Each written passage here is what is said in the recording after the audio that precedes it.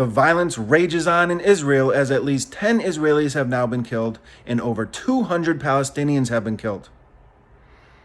Seems a bit lopsided. That's not a war, that's the Harlem Globetrotters versus the Washington Generals, with a lot more flagrant fouls and a lot less fun. For the past week now, the United Nations Security Council has been wanting to issue a statement denouncing the violence and demanding a ceasefire. But the United States won't let them.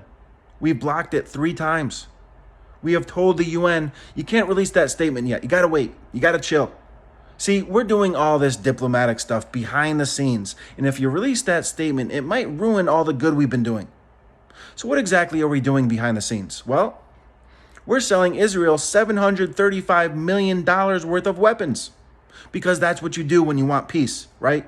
Buy more weapons. No, literally, that's what America does. Think of our response to mass shootings. Too much gun violence? Buy more guns. So while we publicly denounce the violence in Israel, we are literally providing the means for violence. What do we think Israel is going to do with those weapons? In fact, we already know. They're going to blow up schools. They're going to blow up hospital clinics. They're going to blow up entire neighborhoods. They're going to blow up buildings with the media located inside and then claim that Hamas was in there, so we had to knock them down. They blew up a building where the Associated Press was located, and the Associated Press said there was no Hamas in here. The Secretary of State of the United States said he has not seen any evidence that Hamas was in the building. But it won't matter. It won't matter one bit that Israel lied about this and continues to blow up residential areas. Because, hey, somebody got to buy all these weapons.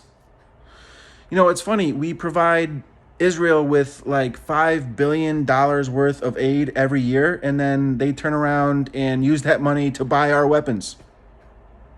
Free market capitalism, baby. A lot of people will defend the Biden administration because this arms deal was approved on May 5th, before all the violence broke out.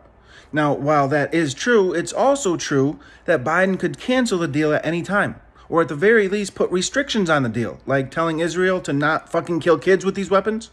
But he chooses not to, and it's all part of a larger pattern.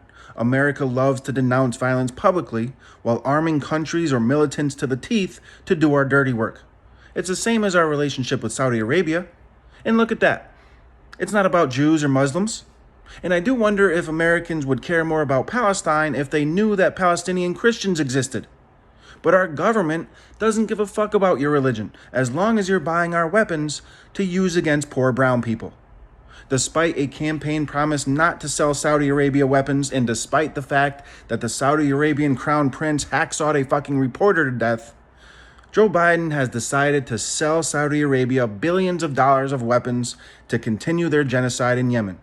A genocide we have spoken out against publicly many times. And yet, we continue to contribute to it. It's sick shit. It really is. And it goes on no matter what party is in power. Doesn't fucking matter. When it comes to foreign policy, America chooses violence. Always. It's really the one thing that brings Republicans and Democrats together.